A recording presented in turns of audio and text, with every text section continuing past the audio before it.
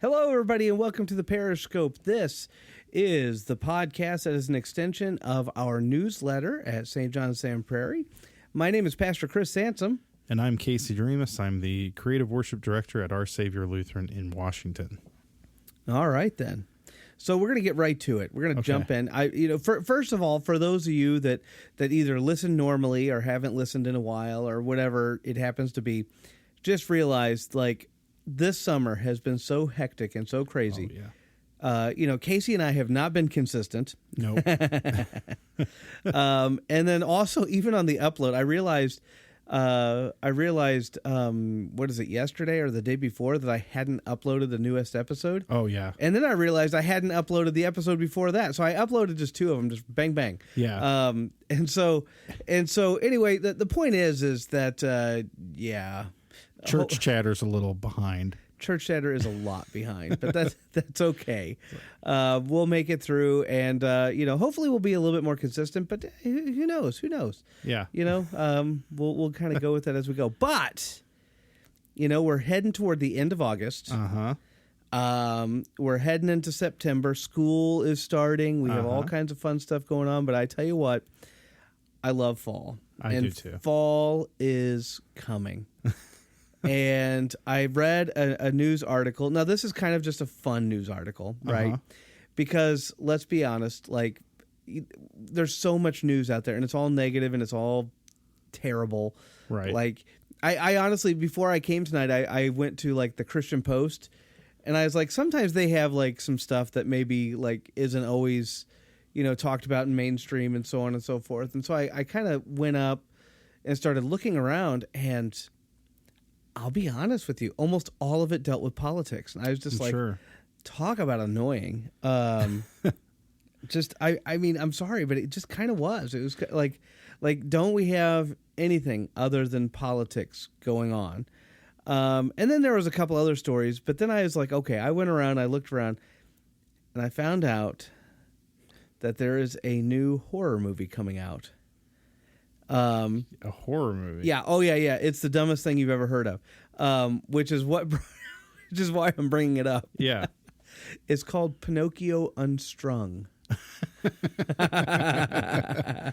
What was it, a year or two ago? They came out with the Winnie the Pooh. Oh, yeah. And everybody went nuts, and now they're doing the Pinocchio Unstrung. I like the Unstrung. It sounds like an MTV special. It kind of does, doesn't it? It kind of does. That's interesting. So question one for us to talk about, because I will be frank, I read that that they're producing this and they're making this. I did not read anything about the release date, nor did I read anything about the plot, mainly because I want to be incredibly surprised, of course. Now, are you a horror movie guy? Okay, here's the thing. I love horror movies. You really? I love them. I absolutely love them. But I love them for multiple different reasons. I love the psychological thrillers in that they a lot of times toy with concepts and ideas that maybe I've never thought of, and I think that's fascinating. Okay. And so some of those are fun. But I also love the slasher films for their comedic value. Oh, gotcha. I don't like I'll watch Friday the 13th. And I'm not watching it because I'm honestly scared. I'm watching it because it's hilarious. Oh, okay. So it's kind of like watching a bad movie, sort of. I mean, it really is. Yeah, it really, really is. Some of them kind of toy with that threshold. I think Freddy kind of does. The whole idea of a nightmare and everything. So that's kind of creepy. Yeah. But yeah. So I want to, and I wanted to bring this up first of all, as we kind of head towards fall, and we're not there yet. Yeah. But we're almost to that time when there's going to be a lot of horror movies on TV. Oh. And so that's the question. Do you watch horror movies at all? I don't. You don't? No, I don't know. It's not I will say the first, I would say, kind of horror movie. I don't know if you'd even call it a horror movie because it was like a zombie movie. Sure. But it was 28 Days Later. Okay. And yeah. I watched that's a horror film. Yeah. I watched it at like I was in high school. It was during band camp. Like we would always, you spend all day at band camp, and then it's like, what are we gonna do? Let's go hang out. So like, out. And then so we watched 28 Days Later. It was probably like 2 a.m. in the morning when it was over, and so then it was like, all right, well, I'm gonna go home. So I went out to my car. And it's like you just watch this movie where it's like they're in a city and it's abandoned, and then all of a sudden zombies pop out and try to kill you. Yeah. And I'm standing outside in pitch black, and there's nobody anywhere. And I got in my car and I'm freaking out.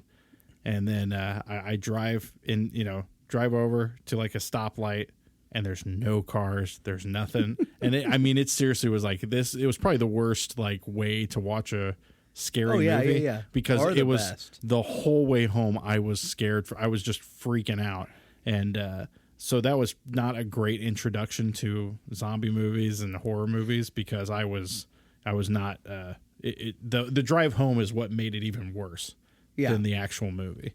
So, but yeah, I don't know. I don't really get the like thrill of being scared. I'm just like, stop it. That's all I can think is like, don't do this to me. Yeah. So but it's I don't know. Like I said, I watch a lot of it for the comedic value. Yeah. Some of them are just fun. Some of them really work with some eerie stuff. And admittedly, and hey, there's of course some like cult classics along there. Probably one of the funniest ones ever, in my opinion, is still Army of Darkness. Okay. Yeah. And if you've never seen that, like, so there's like, it's a 3-film series. There's Evil Dead, and then there's Evil Dead 2, and then there's Army of Darkness. Mm-hmm. And it's like Evil Dead 1 is like a legit horror film. Like you could tell these guys are trying their best to make a scary movie. Yeah. It's Evil Dead 2, it's like, and from what I've understand, I've read it, and like Bruce Campbell's the star. This is actually how Bruce Campbell got his start. Was in the Evil Dead movies, and it was like, basically their movie that they were about to bottom out. Mm-hmm. They had made Evil Dead. It was actually fairly popular. They had gone on to create some other films. They did not do very well, and they were about to kind of have to call it quits. Yeah. And so they made Evil Dead 2 to kind of re-up themselves. Right. And so you can tell it's kind of thrown together. They lost the rights to some of their stuff. Oh, gosh. So for instance, from what I understand, they even lost the rights to Evil Dead 1. They had to sell it, right? Because they didn't have any money. And so they lost the rights to it. So they had to kind of recreate and recraft the backstory in Evil Dead 2. But then in Army of Darkness, which is the third one, it's like they just gave up. I shouldn't even say that. They didn't give up. They kind of gave up on the idea of it actually being a horror movie. Oh, okay. Like it's just a goofy movie. Yeah. And it's hysterical. It is hilarious. But yeah, no, I actually like horror movies, but I do think that is the question. Again, we're a church podcast, a Christian podcast. Yeah. And we kind of say, well, can we watch those kind of things? Yeah. And I always think that's an interesting question. Like, what can we watch versus what can't we watch? Yeah. And there's a topic that we don't really delve into too much. No. I feel like we've brought it up here on the podcast a time or two, but I don't think we ever really delved into it. Like, well, and it makes me think of like one of the big things is I'll admittedly, which some people might, again, this is something, some people are very polarized by it. Other people, like if they watch it, they get, but like I'm a big fan of South Park. Oh, and yeah. South Park, I know it has a lot of crude humor. It does. It has a lot of things that are kind of, but there's sort of, I always say it's like a warhead candy. It's like, it is kind of crude and like crazy on the outside, but some of the episodes, they drive such a great point. They really and do. They really kind of slap you right in the face at the end with something. They really do. But the thing is, you have to be willing to watch through the sort of like crudeness. And so like my mom, we'll always get in discussions about things, and I'm like, man, there's such a great South Park episode about that. Yeah. But she could never watch it though, because it would just be like, she could not get through the crude stuff. It would be way too much for her.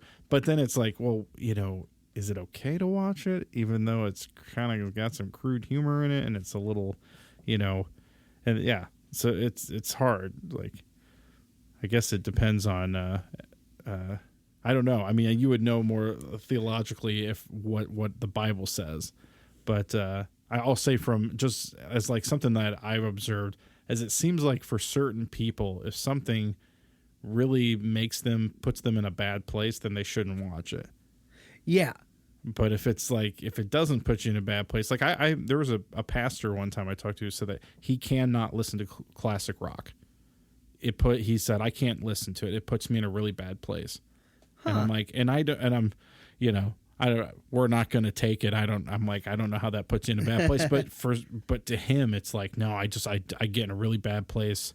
I start thinking things I don't like. Yeah. And it's like, oh, I don't know. They actually have done some studies showing that music in particular actually does impact mood. Oh yeah, for sure. Yeah. Like they've had people, basically they've in essence gotten people angry, and then they'll make them listen to, say, like heavy metal or classical music, and then they'll basically try to rate them on terms of how angry and upset and frustrated they still are versus are not. And what they found is that the more intense the music, believe it or not, it actually amplifies your emotions. Yeah. And so if like and that's always one of those things too, like even growing up, I always think like, man, if I was really angry, like listening to angry music, I thought helped release some of that tension. Well, it turns out from a scientific standpoint, that's absolutely incorrect. It actually makes it worse. Yeah. It actually intensifies. But interesting. Yeah. But again, we're kind of going through that question. Like, what is okay? What is not okay? The Bible certainly talks about how, we're not supposed to put, dare I say, crass jokes, or we shouldn't be telling necessarily crass jokes or humor and that kind of thing. And so it does kind of create that boundary, like what can we watch? What can we not watch? And I do think you're somewhat on the right trail though, in terms of, like, we need to kind of ask the question, what can we take versus what we cannot take? And you brought up South Park. South Park, their episode on Mormonism is actually quite brilliant. Oh, yeah, it is. It's really well done, and it's actually fairly accurate, factually. Yeah. Like, it's factually accurate. And I always say to myself, if there would be less swearing, that is actually a really good episode. Yeah, those creators really take pride in like they did one on Scientology, and they had to have a disclaimer that said this is actually what they believe, because people thought they were making it up. And it's like, no, this is 100% what they actually believe. And I mean, of course, they upset a lot of people doing that episode, but it was all they didn't make anything up about Scientology. It's like they represented exactly what it was. But again, there's a lot of crude humor. So it's it's like there's a part of you that's almost like, man, if it wasn't so crude, this would be so perfect to show like a kid so they can understand what Mormonism is or what this stuff is. And what I would say is I do think that there are episodes that they have that do cross the line. I mean, I haven't seen a ton of South Park, but I've seen enough to know how the show goes in general. And I can tell you that there are some episodes that I think if you can get past all the swearing and the like, I think are not all that bad. Yeah. And I shouldn't even say swearing, because it's not really swearing what they're doing. They're using foul language. There's a distinction. Swearing is actually a word if I would say the GD, for instance, that's a swear. Yeah. I'm actually swearing upon something or whatever. Yeah. In fact, that particular word, that word combination, I'm actually, in essence, calling on God to condemn something. Yeah. And so it's pretty serious language. But if they're just using foul language, and again, I'm certainly not thinking kids should ever watch it. Yeah. And to be honest with you, I don't necessarily know if it's the healthiest thing for us to watch either. But at the same time, I would say, like, as long as they don't cross certain lines, certain thresholds, and South Park does. Not every episode, but there are times that they cross certain thresholds. They have cartoon depictions of Jesus, and they put words in his mouth. And I think some of those are just downright blasphemous. And so it's definitely not necessarily a show, but I mean, it does kind of open up those questions, right? Like, that's also, I mean, they're not necessarily showing pictures of Jesus in horror films. Yeah. But usually they find some ancient spell book. Yeah. That releases some darkness upon the land. You know? I'm not saying that's the plot of Pinocchio Unstrung. Actually, I don't know if it is or not. I didn't read anything about it. But I think it is the plot line of Hocus Pocus. I'm just kidding. I don't remember. Actually, it kind of is. They're like witches and witchcraft and all that kind of stuff. Were you, now when you were a kid, just a side note, were you allowed to watch anything with, I don't know what was, I guess when you were a kid, what was there, but like, were you allowed to watch anything if it had magic or witches in it? I don't think that was ever necessarily a problem growing up. Okay. Obviously there were certain lines that couldn't be crossed, you know, just from a rating scale standpoint, content. I wasn't allowed to watch certain content. I think about the most extreme I ever went with was Ghostbusters as a kid. Oh, okay. Which I love that movie. Classic. It is. I was always scared half to death from the library scene at the very beginning of the first movie, but man, other than that, the rest of it was phenomenal. See, I was not allowed to watch, if it was like, I was not allowed to read Harry Potter or watch Harry Potter because it was witchcraft. So like I wasn't allowed to growing up. Yeah. But even with that, like, because again, obviously we're heading towards that season. I do think certain distinctions need to be made. Unfortunately, whether we like it or not, from a cultural standpoint, the idea of witches has developed a certain type of mythology. And in the mythology, there's a lot of falsehoods about witches and wizards and stuff like that. And most of those can be drummed up to like fan fiction and stuff like that. Most of that is some falsehood about, in essence, a wizard. Yes. Like, honestly, that's fiction. Like, that's, I mean, I'm not even talking a little bit of fiction. I mean, like, a lot of fiction. Like, I think of, like, Harry Potter. Like, wizard and witches. Like, they're all fake. Like, you know what I mean? Like, they're casting little spells, and they're doing this, and they're doing that. Like, that has no relation to modern day witchcraft or Wicca. Like, it just doesn't. Like, you're not learning the principles of Wiccan culture with that. And it's like, no, that's about as far from actual Wiccan faith and theology that you can get. And plus, I always counterpoint with that, like, Tolkien, especially, like, Lord of the Rings, Hobbit, that kind of thing. It's like, he was using, I always say he, Christianity heavily influenced his books. Yes. And actually this last week I used it in the sermon. So, I mean, there's that too. So, I mean, Lord of the Rings. But anyway, the greatest example is like Gandalf the Grey. Gandalf the Grey here, think about this, guys. Like, Gandalf the Grey is gray. He walks around and then all of a sudden he dies. Right? Yeah. He's fighting a Balrog. He gets thrown into the pit. He dies. And then he comes back, and now he's not Gandalf the Grey anymore. He's Gandalf the White. And his robes gleam, and they're blinded by his presence. Yeah. Like, Tolkien wants you to see Jesus in Gandalf. Yeah. He wants you to see and make that connection. There's a typology that is present there. And, so even though Gandalf is a wizard...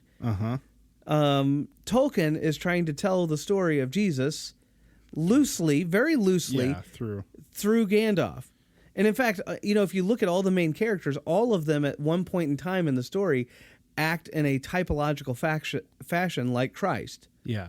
Samwise Gamgee is ready to sacrifice of himself for the sake of Frodo. Frodo, in his own right, is sacrificing himself by taking the ring, by carrying the weight of all the horribleness. Aragorn is the hidden king, the king that's like spit on and trashed on, but yet he's the real king. Yeah. Like, again, they all have this typological aspect that Tolkien has weaved through the story. Right. And so, in that front, you're not going to say, well, he's a wizard and therefore that's, he obviously wants you to see Wiccan theology. Well, no, absolutely not. Yeah. Absolutely not. He's using the mythological understanding of wizardry. Mm-hmm. And that's what, if you look at Hocus Pocus, that's kind of what they're doing too. They're kind of doing something very, very similar. It's a goofy little movie. Yeah. So you kind of have that. And I think most horror films would honestly fit in that genre as well. Yeah. I will say there are some that do cross a line, for instance, and this is going to be a weird one. I've never actually seen it, so I can't speak much of the show, but Sabrina the Witch. Uh-huh. Now, that was a show on TV for years, and then it stopped. And then Netflix bought it, and Netflix rebooted it. Yeah. When Netflix rebooted it, they actually got the Satanist stuff accurate. Yes. And they got into a lot of trouble for it. In fact, the Satanist church actually sued them. Oh, wow. Yes. Really? They actually utilized... Oh, yeah. I remember seeing a story about that. Yeah, they utilized the imagery, the chants, all of it. And so I refuse to watch... Yeah. In fact, I'll be honest, I've never really watched any of the Sabrina the Witch shows, but like I might have watched the reboot, but now I most definitely won't. Yeah. Like that's like creepy stuff. But again, so like that crosses a line. Like like you can't say, okay, this is just fan fiction. You can't say this is fake, not real. But I also think, I will also say this though. I do think whoever's watching it needs to be old enough and mature enough to be able to make the difference. Yes. And understand the difference. And I do think that that's actually a part of it. I've been slowly crawling through Harry Potter with my kids, kind of reading it to them. And I'll be honest, whenever I first started, I made it very clear, like, this is a fake world, a fake, I mean, I didn't drone on about it, but like, at the same time, like, but they were mature enough to read such a story. And then of course, Rowling's makes it like incredibly goofy. Yeah. So you're kind of like left going, okay, this is just pure fiction, which is good, which is what it should be. Yeah. That whole series, it's like the whole, they can throw dust in the fire and transport anywhere, but they have owls deliver their mail. It's like, what? That makes no sense. Yeah, it's kind of fun, but yeah, it is. Well, and that's one thing I'll say when it comes to like talking about South Park. I didn't start watching that till I remember I watched it the summer after I graduated high school. So I wasn't like 12 years old or like 8 years old watching South Park. It was like I was, not that when you're 18 you're necessarily making all the best decisions in your life. Well, that's but fair, but I wasn't a little kid like hearing these things thinking, "Oh, that's funny. I'm going to say that," or anything at school. It was kind of like I was a little older. I kind of knew like this is, and going into it, I always had sort of a like, oh, this is a really crude show. Like, that's probably, so when I started watching it or kind of checked it out, it's like, I kind of knew like, oh, you shouldn't talk like that. It's too much or whatever. One thing I want to say though, is you said, what was it that Gandalf was fighting? Balrog, wasn't it? Yeah, you said that like everybody in the world knows what a Balrog is. Like, it's the most common thing in the world. Well, he's fighting a Balrog, like all obviously everybody listening to this podcast. Balrog, whatever. It was just funny because you said it so fluently. Like it was just such like it was an everyday item or creature. All right, everybody, you can go to the YouTube. You can look up the clip of Lord of the Rings. I think the movie actually does it pretty well. Does it justice. Yeah. But yeah, it's a big horrifying creature. Yeah. And yeah, that's that. I have to say, I think I might have said this before, but I come from quote unquote witch heritage. Oh dear. I'm a descendant of Rebecca Nurse from the Crucible. If you read the Crucible. Okay. So I've my bloodline goes all the way Salem. So we've passed things down. No, I'm just kidding. Obviously, she wasn't a real witch, but so completely wrongfully convicted, of course. So completely side topic, but I'm talking about Lord of the Rings and everything. Yeah. Have you ever taught, like, Christopher Lee is one of the actors in there. He plays Sauron, the white other. Yes. Have we talked about this already? I think we've talked about are you talking about the stabbing thing? Yes. Yes. Yeah, I think we have talked about that before. Okay. because I got to bring that up every time because it's wicked. It is insane to have some that for people who maybe haven't heard it before. It was the whole they had a scene where he gets stabbed in the back. And they said, you know, you're going to do this big, loud, like, scream. Like, and Peter Jackson wanted him to scream and yell. And he was, like, in Special Forces or something. Well, like, this guy, like, okay, so Christopher Lee is an actor. And again, you've probably heard this previously because this is one of those weird trivial facts that I always find a way to bring up because it's so crazy. It blows my mind. But, like, so he's like, the director's like, you're going to make a big scream. And he's like, well, that's not what it sounds like when you get stabbed in the back. He's like... That's scary enough to hear from anity. He's like, the wind gets pushed out of your lungs. Yeah, you can't scream because you have no air in your lungs. And then it's like... What? And then,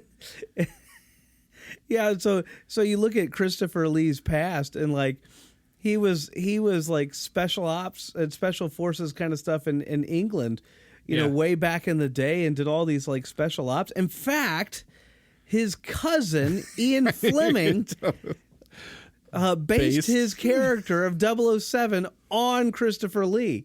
Yeah. And so it's like insane. And so it's like he's the real James Bond. He is, yeah. So, and he knows what it sounds like when someone gets stabbed in the back, which is very scary. Again, just blows my mind. I know. Isn't it just crazy? But, yeah, it's I don't know. It's interesting because some people just get so but I mean, I've seen it when I've watched like videos of fans meeting actors. Yeah. And sometimes it is crazy to me that some of those people really don't have a grip of reality that person is an actor. Oh yeah. Like there's people who will go right up to him and start asking him questions as if they are that person. Yeah. And it's kind of freaky. Like to me it's really freaky to kind of like, you know. Yeah, they can't kind of disconnect. Yeah. Yeah. And and I think that's for a lot of people that's kind of I don't know. And maybe that's where the problem is for some people they can't disconnect and for others they can, you know. Like and kind of I know we're all over the place, but kind of talking about like the classic rock thing. There's a song, there's a song and it makes me laugh every time I don't listen to it obviously a lot, but they just have anytime a song says you know what I mean, like some really over the top sort of physical act, and then they gotta end it with like you know what I mean. That makes me laugh so hard because it's so dumb because it's like we all know what you mean. It's not really that hard to figure out what you're saying, or it's like nothing they said was cryptic. It's like that's exactly what you said. Right. There's no so it always makes those things make me laugh, kind of like you watching a horror movie that's just funny. And so maybe that's just with some people they just either they can take it or they can't take it, and I don't know. Yeah, and I mean again, I do think though that you need to watch out, you know, in terms of like I said, you know, there are definitely some horror flicks and whatnot that cross a line, and I mean, you know, you got to be able to kind of identify what is that line and where is that and how is that and so on and so forth. I mean, again, I like the horror movies that are just pure fiction. They're silly. You know, even though a lot of these films were not designed to be silly, and they definitely didn't want to be silly at first, you know, the reality is that,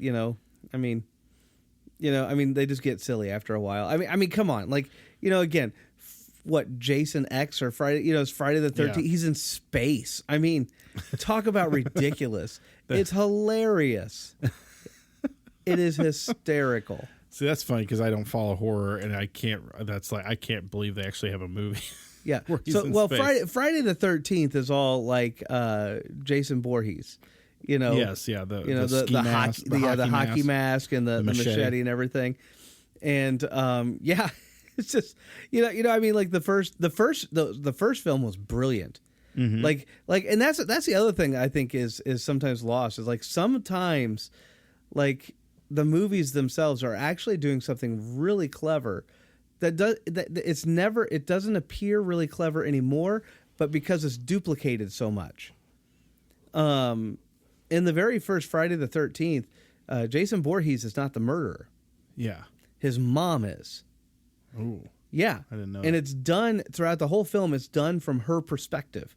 Oh. And so like the whole movie, you don't know who's killing who. Because all you see is like, you know, again, you see him move forward and yada, yada, yada. But it's like done from like her visual kind of thing. And so And so like the whole movie, you're kind of guessing like, who is this? What is, and of course there's the story of Jason, drowning and all that kind of stuff, which is like the whole thing. But yeah, like the whole first movie is all like, it's not Jason. It's the mom. And again, I know I completely just spoiled that movie, but it's been out for 40 years. So you know what? If you didn't know that, I'm sorry. If you're a big horror movie person, you've probably seen it by now. But. Yeah. So I mean, again, that one kind of crosses some boundaries a little bit. Yeah. One of my other favorites that I really like to watch, which is a really weird, eerie movie, and this one has a good fear factor. It didn't age well. Like the graphics in it just did not age well, unfortunately. But it's called In the Mouth of Madness. Actually has Sam Neill as one of the main guys. Uh-huh. But the whole premise is that there are two. Basically, he's an insurance rep. They're trying to find this guy because he promised that he would release his final book. Oh. And he writes horror films, or he writes horror books. And so they're searching for him because he seems to have skipped town. Ah. And so they're searching for him, trying to find him in order to, in essence, to force him to kind of release the book. Uh-huh. And they find themselves in the book. Oh. Like they realize they are in the book or something? Or they... Well, they find a kind of a hidden map on the book, and so they follow it to this town. And basically, at some point in time in the movie, they cross the threshold from reality to fiction, and they end up inside the horror book. Interesting. And so the final horror book is the movie. Interesting. Huh. Oh yeah. That sounds like a good mind, Oh yeah, it is. It really is. Again, it didn't age well. The graphics are horrible, but yeah, it was a very fun movie to watch. Yeah. So that's interesting. Yeah, I don't know. I don't know if it's just that simple of like, if you can take it and it doesn't mess with your head, then great. But if it does mess with your head, you need to, kind of, I don't know. Well, and again, I think, again, you need to, I think that there's a reality with what you just said, but I also think that it's important that you do kind of respect those bounds that we have, in terms of scripture, where we're kind of told not to put necessarily like crude things, crass things, before us and so on and so forth. And so I do think we need to be somewhat hesitant, and again, I do think that there are some things that do cross a line, even in the horror department, and I love a good horror film, but there's definitely some horror movies that I started watching and I never finished because I was like, nah, that's too far. That takes this too much, yada, yada, yada, for all kinds of reasons, unfortunately one of the stopping points for me this day is also like, I hate to say it, but like the nudity factor, like, look, I'll be honest. If they flash a little nudity, I can close my eyes for 2 seconds. Uh-huh. But some of these movies are getting ridiculous to the point where I just turn them off. Like it's just not worth my time, or even better. And actually what I really love doing is, I love this. The TV edits. Oh yeah. Like because the TV edits all that junk out. And so that's even better. And there's actually this other thing, and I've thought about buying it. I've never done it before. I've thought about it though. And it's called VidAngel. Have you seen a thing? No, I've never heard of it. But it's like it's like I don't know, it's like $5 a month. Let's say it's $5 a month. And basically you log into it, and then from there you log into your streaming accounts. Uh-huh. And it will basically edit the stuff for you. Oh wow! And it will edit that that junk out. Yeah, if you. So it'll. I don't know if it does swear words, but I know it does like nudity and stuff like that. It'll get rid of all of it. Oh wow, interesting. According to their advertisements. Yes. I've always kind of been interested in possibly doing that. Using that. Because because there's a lot of that stuff that a lot of those movies would be a lot better off. Yeah, some of them are. That I have kind of a story about that because we would watch when I was a kid, we had a copy of Christmas Vacation that my family recorded off of like the family movie night or something. And we had so we had our VHS version. We'd skip through the commercials and stuff, or fast forward through them. And towards the end, they have this scene where he gets the Jelly of the Month club. Oh yeah, thing, yeah. And he goes on this rant like that, no good, blah blah blah. And he goes on, and we would rewind that every year and watch it like 4 times because it was so funny. And we thought it's so funny because he never even curses. He never say, and he just goes through this huge long list of just the most ridiculous insults. And we thought it was so funny. And then when we got the actual movie, it was like, oh, there's some curse words in there. Yeah, like, oh yeah. And yeah, we're yeah, like, yeah. it's actually less funny, Yeah. to say. So yeah, I don't know. That's so funny to me because it's like, yeah, it's kind of funnier sometimes to make it a little less crude and just make it more. I think if you can do it in a more clever way, it's a little. Oh yeah, for sure, for sure. And they say that like they say that like people that tend to use foul language a lot are actually kind of expressing a lack of vocabulary. Yeah. And I won't say that's always the case, but I will say that I can see with their point. When people kind of say that. So. Yeah. Well, it's kind of especially with like comedians, I've heard certain comedians who like they do clean comedy, and it's sort of a, if the punchline of your joke is to say the F word and that's the joke, is like, oh, I'm just so mad, and it's like, is that really, how clever is that really? Because no one's really laughing at something clever; they're just laughing because you said something you shouldn't say. Yeah. I'll be honest with you. Like I've been really disappointed in most comedians lately. Yeah. Because their jokes just aren't very funny. I will say this though, and if you've never checked it out, Dry Bar Comedy. Oh yeah. They're all clean. Like, and in fact, that's their big advertisement. Is that they're clean comedians, and they crack me up. Oh, they're so funny, and they're more clever. Some of them are people that have kind of gone on to do some like really, really good, funny stuff and done well in their career. Others are kind of people I don't really hear that often, but they are just hilarious and do great stuff. And my favorite, I'll just, while we're on it, my favorite one is this guy has this whole bit about Guy Fieri. Have you, and the whole thing is how Guy Fieri, just people. If you don't know, Guy Fieri he's a chef, and he's the guy who's got like kind of spiky platinum blonde hair. He dyes his hair blonde, and he's his whole thing is like, welcome to Flavor Town and stuff. And he's just does all this stuff. But the whole people just kind of, they always make fun of Guy Fieri, like he's just so like ridiculous and whatever. But then he goes through like the whole. Guy Fieri like has a charity, like he'll talk about he has a national network television show where he advertises these small mom and pop businesses that could never have the money to afford to advertise on a national television station ever. Yeah. And he's talking about all these things he does and all these charities. And he goes, and he has a fundraiser for he buys popcorn machines for schools to use for charity events. He goes, I know that one sounds fake, but I swear it's true. Like he just has this whole bit about how it's like Guy Fieri's just like he's never done anything bad, but because he looks like he was electrocuted while drinking Mountain Dew, like we all rip on him or something. Like it's really it's pretty good. There's some good, but yeah, they just come up with more clever ways to go about it. Oh yeah. Yeah. And I'll be honest. Like, I just don't. A lot of the crude humor that comes out of the comedians, I just don't really find that funny. Most of the time. I mean, every now and again, one of them will catch your ear. And I mean, again, I sometimes watch like TikToks or YouTube Shorts or whatever it is. Yeah. And so you listen to them. Every now and again, there's a funny one, but by and large, most of them just disappoint. Yeah.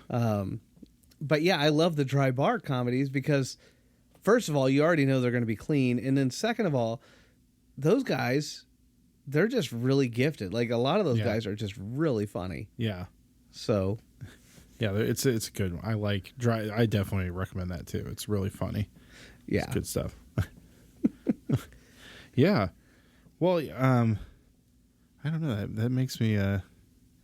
Yeah, I don't. Is there anything else to cover? No, with there's that? not. I mean, You look like you're puzzled. Like he had a question in mind, and now he's like. I'm just wondering if we've covered. I mean, I just wonder if we've kind of covered it as far as like. We answered the question before he even asked it. Well, I was actually kind of thinking something along the lines that we did kind of cover.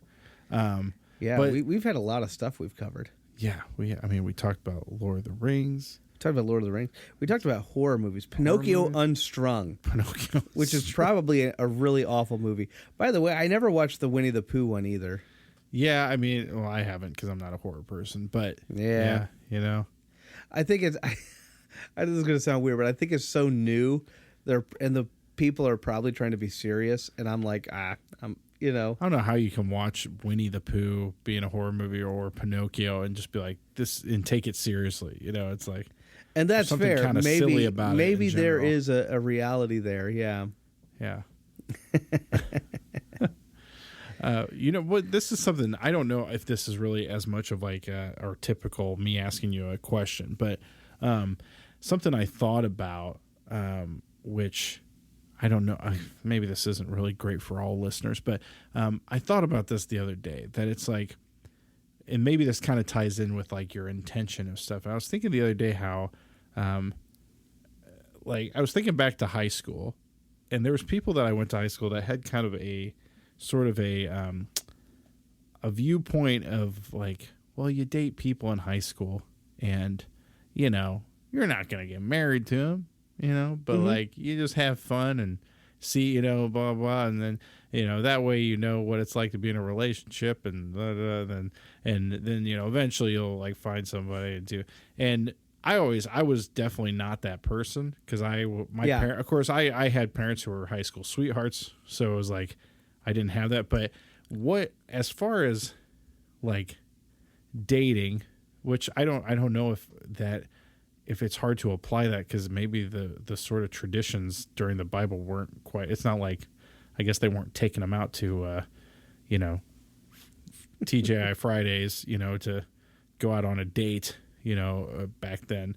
But I didn't know if there's any sort of like the reality of like not dating with intention of marriage, or if there's anything in the Bible that kind of talks about that sort of thing. I don't know. Maybe that's kind of a dumb question because I think I know the answer. You probably should, or you should, but I didn't know if there's any. In high school, I don't know what I would have thought because honestly, I wasn't a real great theologian in high school. In fact, I was probably the opposite of good. I was probably pretty awful. I can honestly say, though, looking back, dating without intention, I'm just going to be honest with it. I think I disagree with it. Like, yeah, now there is an aspect of it, like every relationship. Should hopefully get you closer to understanding both yourself and ultimately what you're looking for in a partner per se. Now, I will say though that in the ancient world it was quite a bit different. Yeah. Depending, this is another thing that I don't think we all realize. Like there is a long time that is covered in terms of when we say biblical times, right? Oh yeah. I mean. Moses left Egypt in like 1400 BC. Abraham was like, at least 2000 BC. Like, again, it's like that's like 2000 plus years. Yeah. A span of time. Things change. Yes. And they didn't change as rapidly back then as they do today, but they still kind of changed. Yeah. And, a lot of times in the ancient world, they had the practice of courtship. Some of them were even organized. One of the things that, whenever you get to like King David and Solomon, one of the things that you kind of reflect on is, hey, marriage was also a peace treaty, Yeah. And it's like, true. Most of us don't think about that, but, it's not like King Solomon really was, running around with 700 wives going, oh yeah, I really need all these wives. I love these women. And it's like, some of those were actually treaties that one kingdom made with another, and they did it through marriage. Mm-hmm. Again, we could talk more on that at some point in time. I will say, though, that the modern concept of love is wildly different than the ancient concept of love. Mm-hmm. And the ancient concept of love was a lot more categorized.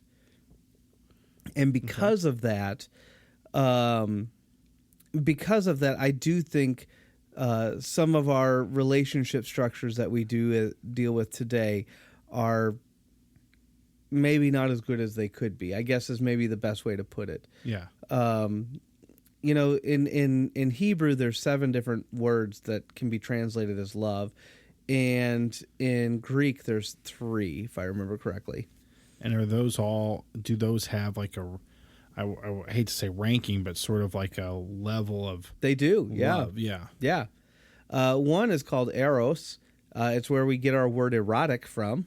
Okay. You can guess what kind of love that is. Right. But it's just a base. It's just this base attraction. You know, when your love is simply based on nothing but a base attraction, that's a form of eros. Now they would say that's love, but they would consider that like your lowest form of love. It's like there's nothing really special going on there. Yeah. Per se. And then the next one is phileo, and it's where we get our word Philadelphia from, or philo.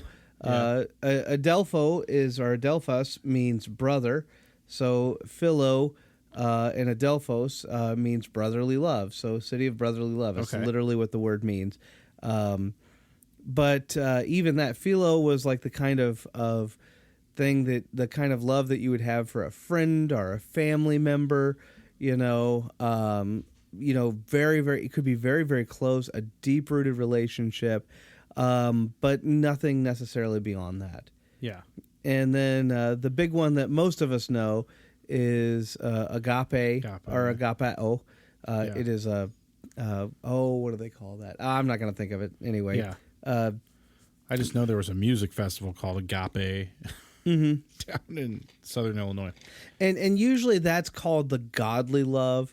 Okay. And that can be true. Certainly it's true, but it's kind of like a no conditions love. Okay. Yeah. Maybe think of it better in terms of that. Like it's not like, oh, I'm going to love this person if they do this. And that's a condition, right? And if, it's an if condition. There's none of that. It's just blanket, like, I'm just going to love this person. That's just the way it is. And it's just like, there's no conditions, there's no strings, there's no any of that. You're just going to love this person. Yeah. And so, in terms of marriage, of course, you're ironically, you should have kind of, in a sense, almost all 3 of those. Yeah. To a certain degree. Now, you're never going to have that perfect agape love, but you're going to have some element of it. Mm-hmm. But at the same time, like if you only have one of those, then you're probably going to have some problems. But here's the other thing too. Like, I think this is one of the other things.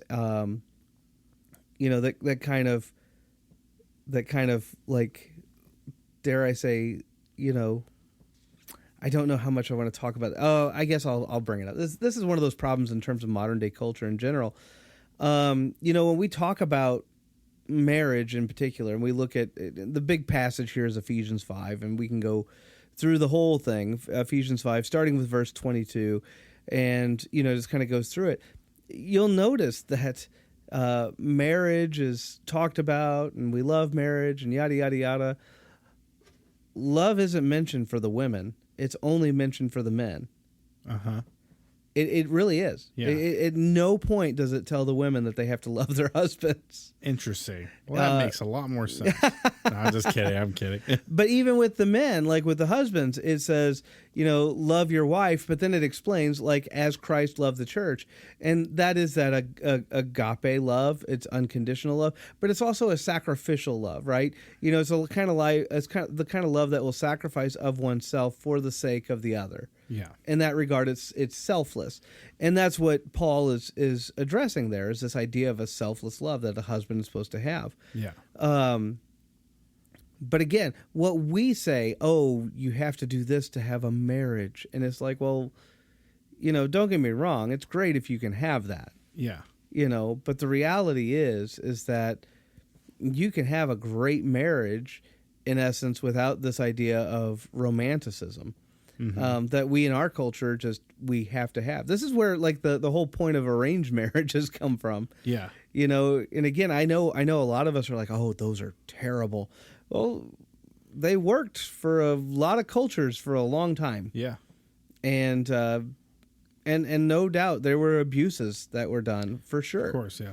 But one of the other things that shows you, like, with some exception, love is something that could be formed over time, but it is not the foundation of necessarily of the marriage, at least early on. Yeah. The foundation of the marriage was like your faith and your, whether the families felt connected and, all this kind of stuff. They had all these kind of crazy things. Yeah. But love was something that could always form later. And obviously you hoped it did and yada, yada, yada. And I mean, most times it actually did, especially because you looked at marriage like, okay, we're going to be married and this is it. We're going to be here together forever kind of thing. But I will also say this in terms of that. This is one of those things too that again, you almost hesitate to even say because it's such a taboo topic, but there has been some more recent developments that have maybe suggested that from a cultural standpoint, we're actually starting to get married too late. Oh, yeah. We've pushed it off so long. And for that matter, we've pushed off maturity for so long. Yeah. I mean, you see this from a cultural standpoint. We've it used to be that you went through high school and then you were considered mature enough to go live your life. And then now all of a sudden it's like, well, when you're 18 to 22, that's your real party years. You're in college and you don't have to be mature. And like, look, in World War II, people were 18 and going off to war. Yeah. And, and then they were mature enough to come home from that war and basically take a wife, settle down and, live the rest of their life. Yeah. And, we're not going to talk about like economic issues. There's lots of economic issues that are a driving force between all of this.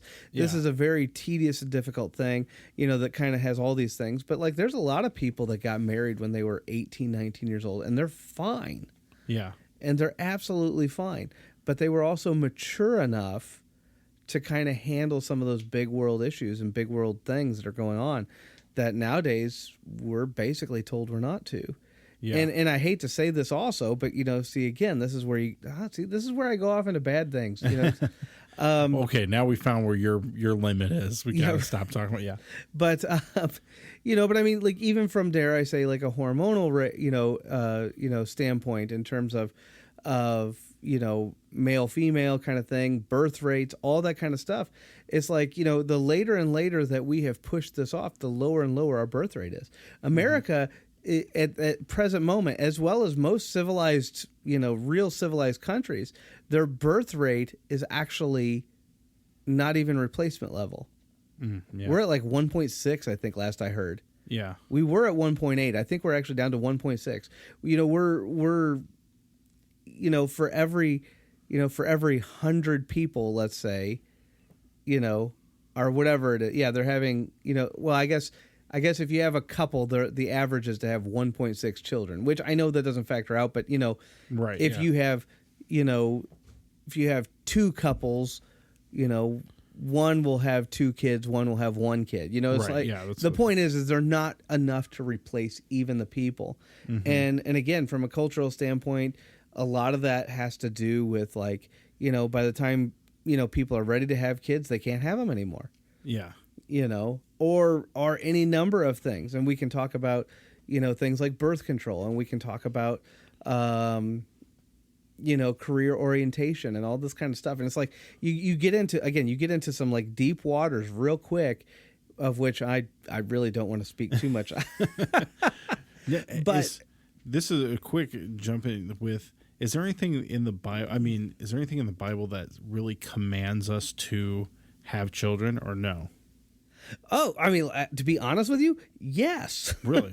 I wonder because that's kind of, now, if joking earlier about like South Park and stuff and those guys, they did the Broadway musical Book of Mormon, and there's a line in there where they're like, go out and make, big Mormon families with, like lots of Mormon children and stuff. And like kind of, and I mean, honestly, it's like, it's like populating the world with your ideology and stuff.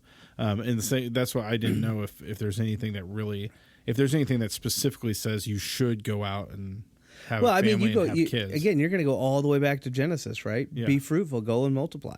Right there at the beginning. Just it's kind of like it's kind of there, and throughout the Old Testament, it's kind of perceived as that. Now, look, I say it like this because I also want to make sure I got to walk on tippy toes a little bit. Yeah, right? and I'm not here to offend anybody. Yeah.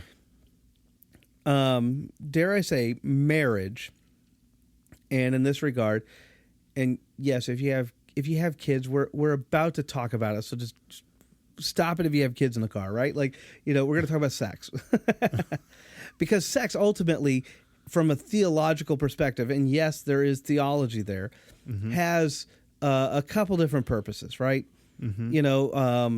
One is, God created us to enjoy sex. Absolutely. There's a part of that that's absolutely. The procreation of children.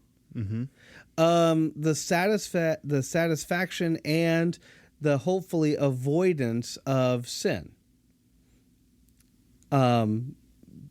Is it, you're like pondering. Yeah, I'm one. looking. Are you talking about like committing adultery?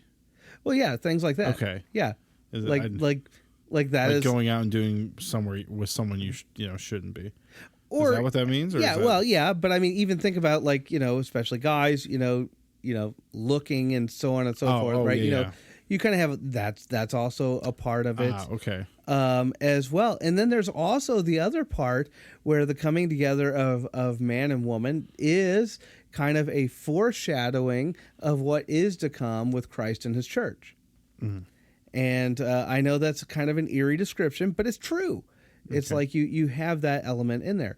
And so you have all of these things that are present within the realm of marriage and the coming together of man and woman. Now, every single time you go through such a thing, you're not necessarily going to have all of them at place, right? Sometimes you're going to have one or two, but you're not necessarily going to have all of them. That being said, children are to be seen as a blessing, as an absolute blessing. And I think that if you have somebody who basically is going to say, well, I want to have, the fun part, and I want to have, and basically I want to have the avoidance of other sins, but I never want to procreate and have children. Like, to be honest with you, that's kind of like going against our very nature, and it's kind of going against ultimately the command that God gave for us. Now, I should also say this. There are, just like anything, this is a huge generality. Yeah. And so you got to be a little careful with this. What about people that can't have kids? Right. Yeah, of course. Yeah. Like, there's going to be some that are out there. What about people that maybe are aware of a certain genetic issue that they do not want to spread, and they do not want to put a kid through that? Yeah. Like, they're thinking this through. And I mean, hey, that's a big decision for them. And yeah, it is. And I don't want to like be the one that's over here going, oh yeah, no, that's awful. Like, no, that's not what we're saying at all. And there might be 100,000 other scenarios that are out there. And this is not to necessarily condemn all of those. No, yeah, well, of course, yeah. But it is one of those things that I think that as Christians we should probably reflect on.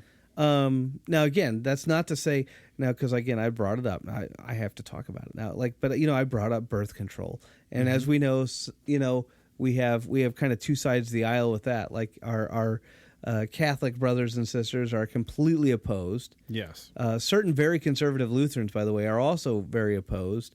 But the reality is that like whether you're using one mechanism or another, most people inevitably will at some points avoid having children, and at other points try to have children. Yes. So I don't necessarily think that utilizing such a thing is necessarily sinful. Now, is that, now that we're kind of in this topic, you said some very like traditional or do you say traditional or conservative Lutherans Yeah. are against it? Is that is there any sort of stance that the Missouri Synod has on that, or not really? The Missouri Synod is accepting of it, but there are some Missouri Synod pastors that I know that are against it. Okay. And again, they have their reasons. I'm not, I'm not.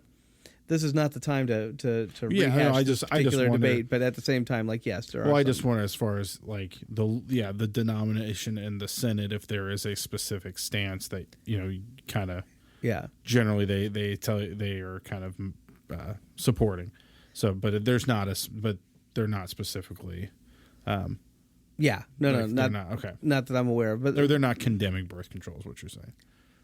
Well, some of them people very well might be, and again, I mean they have their argumentation, and some of the arguments that they have are actually quite good. Yeah. So I don't want to quite like sugarcoat it. Yeah. No, it's definitely a discussion. It's definitely a debate that kind of happens among some. But in my own opinion, I feel like everybody eventually gets to the point, whether you use natural family planning or whether you use something else. I will say that there are some studies that show like the pill and certain hormone things have some unfortunate side effects, definitely. I guess you might say. Mm-hmm. So I think some of those maybe we need to be a little bit more cautious about. But again, even that's not that. Now we're getting into a medical thing. That's that's not even a theology. Well, thing. And I'm not trying to derail us into a whole different crazy topic. But I just want But we kind of went there though. Well, I just again, I just hope I don't offend anybody. Like you know what I mean. Like again, you get into this kind of a topic, and you're always kind of like, Again, you don't want to offend anybody. I mean, there's like a million different reasons why some people decide not to have children, and I don't. That is a difficult choice. It is a difficult decision. Yeah, I am not trying to condemn or slam any of those. Of course, unless your decision was, I want life to be all about me and kids get in the way. In that case, that's a terrible idea. Yeah. But anyway.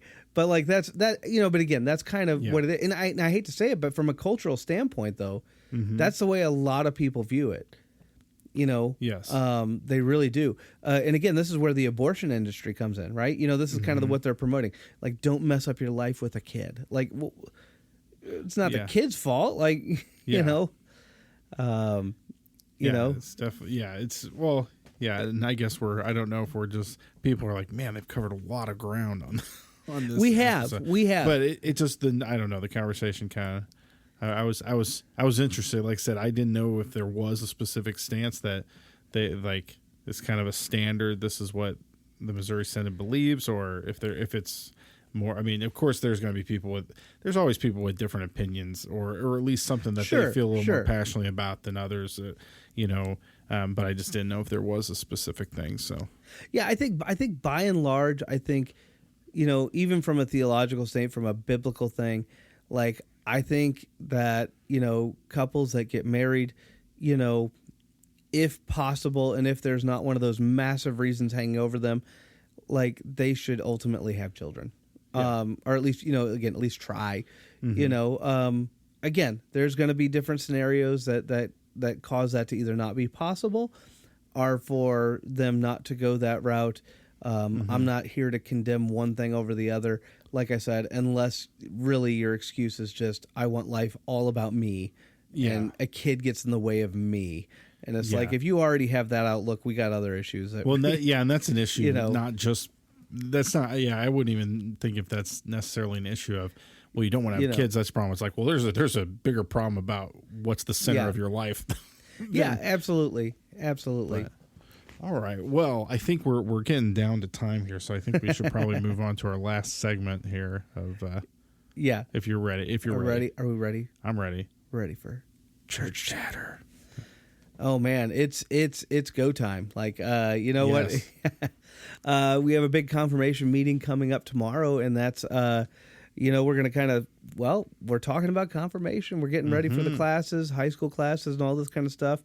And we got that going on. We had Rally Day this past Sunday. That was a lot of fun. Super hot, of course. Oh, yeah. We actually had to move it inside because it was so hot. Yeah. And today was like 100 degrees. Oh, it was horrible today, yeah. Yeah. Super hot on that front. And I'm just trying to think. Yeah, we got so much stuff. And it's like we actually, the bazaar is coming up. Oh, yes.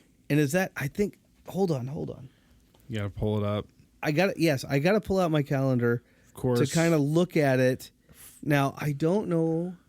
Of course, it's the place you can get your homemade noodles. Or I should say handmade. Which, by the way, they are making like right now at church. Oh, yeah. Yep, they're drying them out on the tables. Yeah. So what is that? So I think it's Saturday, September 21st. If I remember correctly. I'm over here looking at the church calendar and I see it's not on there, so I'm gonna have to put it on there. So go out, get your noodles, and they have lots of other stuff like they have craft supplies, and they have all the best treats in the world, and it's just fantastic. Yeah, and I'm trying to think. I don't want to mistake quilts and stuff. Something, or what? I think last time I went, I thought there was like some quilts and different. I think things. they had some on display. Okay. Maybe, yeah. Or maybe they're just display. Okay, sorry, I didn't know if you. Well, maybe you could buy them. Maybe. Again, they have a lot of craft stuff. You never know what's going to happen at the bazaar. You just don't. Just can't miss it. You just don't. But the important thing is get your noodles. Yeah. Oh yeah. Get your noodles. You won't regret it. Best chicken noodle soup ever. Oh, delicious. Yeah. Or really whatever, but I like to put mine in chicken noodle soup because it's fabulous and delicious. Yes. So it just is. They are, yeah. I mean, I got some last year and I made them, and I think we talked about it on the podcast. They was absolutely delicious. Oh yeah. And it got me for the first time to make my own chicken noodle soup. So that was a secondary plus. Yeah. A secondary plus. Secondary plus. Yep. Chicken noodle soup. Absolutely. But yeah, we also early November we're going to have this toy show, and I'm going to give you more details about that later. But it's a really cool thing that the parish is trying to put together. And boy, I'm actually kind of super excited about it because there's already talk like getting some of the kids involved with some of their toys, but like just being able to display maybe some of the sets that they have, our trains. I think trains was like one of the big things that started this ball rolling. Yeah. But anyway, I think it's going to be a lot of fun. I really, really do. First ever, talk about a kind of a creative idea, and I really like it. So I'm interested. So yeah, you'll have to talk about that next time so we can hear more. I will. Absolutely. Oh man. So yeah, that's pretty much again like everything's kind of going again. I'm actually teaching again over at Good Shepherd in the mornings and stuff. So it's like, yeah, things are rocking and rolling. The summer is over. It's time to get back to it. Yep, so, that's right. We're all in. We're all in. We're all in. Yeah. Yep. I've been doing something fun over at Good Shepherd. I've been doing kind of a class like running through the maps. Oh yeah, I really like it. It's a lot of fun. It's a lot of fun. I think it's a great idea. I like that idea. Yeah. So anyway, that's what I've been up to. Yeah. Yeah, we don't have much preschool starting where I'm at, and so that's the meet the teacher night is tomorrow, so we'll be doing that, and then that's pretty much it. Then they'll be rolling. Everything's rolling again, and then we're just still making calls and hoping and waiting and seeing. So yep. So. Well, all right. Well, I think that might be all that we have time for this fine evening, as if that wasn't enough. I mean, we went through a lot of stuff. Yeah. I mean, and the worst part is we didn't, the one thing I will say, we didn't really unpack it as much as we should have. Yeah. And actually, to be honest with you, like, I'm going to do this before, because I feel like I'm leaving everybody hanging. And so let me hanging on what? You mean? There is a great book out there that deals with the theology in terms of human sexuality. And it is a fantastic book, and I'm going to find it. it's by Christopher West. And believe it or not, and he's a Catholic. Yeah. I'm not going to hold it against him, but anyway, Christopher West wrote it, and believe it or not, it's actually. I'm gonna have to look this up a little bit more.